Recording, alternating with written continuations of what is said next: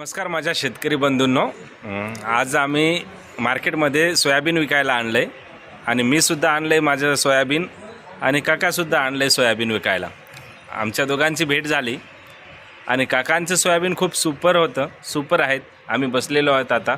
हा मागे बघू शकता, मागे सोयाबीन टाकलेलं आहेत आम्ही आणि सोयाबीन तुम्हाला दाखवतो. मी साईडला लावून देतो आहे तो सोयाबीन. आता काकाशी भेट घेणार आहोत आणि चर्चेनंतर सांगितलं मी म्हटलं काका कोणते सोयाबीन लावलं आहे, चांगले आहे म्हटलं सोयाबीन. तर त्यांनी तेच सांगितलं आहे जे मी पेरलं आहे आणि त्या सोयाबीनचं ॲव्हरेज आलं आहे जे मी पेरलं आहे आणि काकांनी पण तेच सोयाबीन पेरलं. ती कोणती सोयाबीन आहेत, काय आहेत, याबद्दल आपण सविस्तर चर्चा करणार आहोत काकाशी. सर्वप्रथम काकांचं परिचय घेऊया. काका तुमचं नाव सांगा. सुरेश हरदास चव्हाण, सुरेश हरदास चव्हाण, गाव रुई तलाव, तालुका दिग्रस, जिल्हा यवतमाळ. तर जिल्हा यवतमाळमधील हा कास्तकार काका आहेत, दिग्रस तालुक्यातील रुई येथील.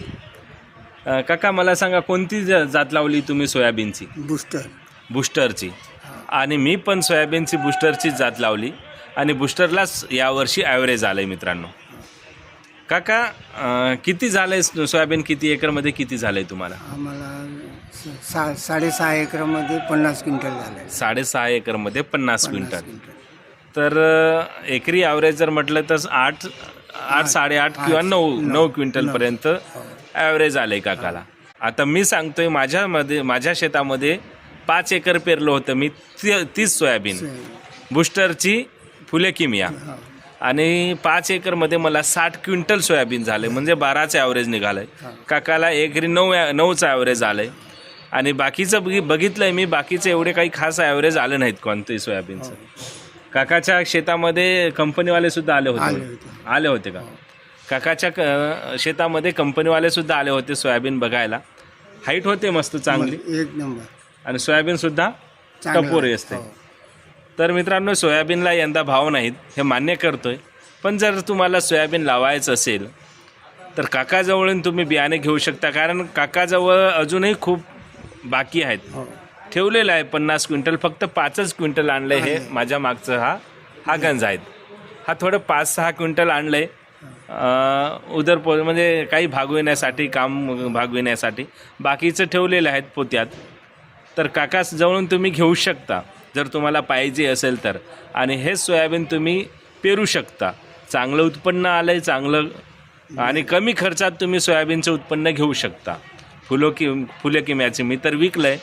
किती ठेवायचं, 3-4 महिने झाले आज सोयाबीन ठेवून. काही नाफेडमध्ये टाकलं आहे मी अर्ध सोयाबीन, काही बाहेर टाकलं आहे. काय नाफेडमध्ये जास्त एकरी 7च क्विंटल घेत होते. सरकार पण लाजीरवाने काम करते. एकरी 7 क्विंटल उत्पन्नाचं फक्त हे घेते नाफेडमध्ये आणि उत्पन्न होते जास्त, कमी होते, पण जास्त द्यायला पाहिजे.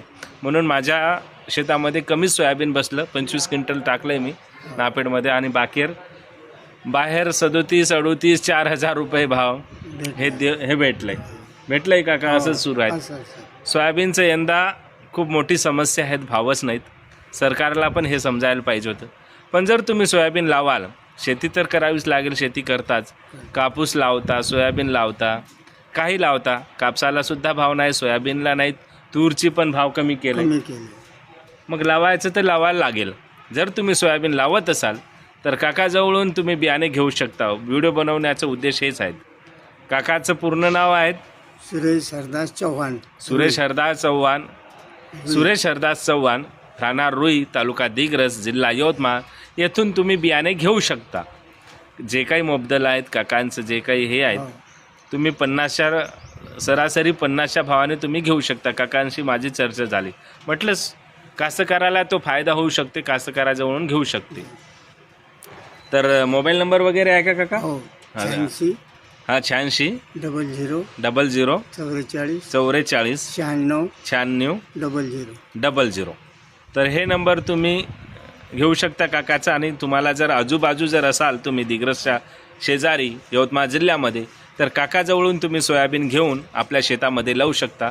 टपोरे दाणे आहेत, तुम्हाला मी दाखवतोय आता दाणे कसे आहेत ते. चला बॅकच्या कॅमेरानं दाखवतो तुम्हाला. तर हा काकाचा सोयाबीन आहेत, बघू शकता तुम्ही, एकदम टपोर दाणे आहेत.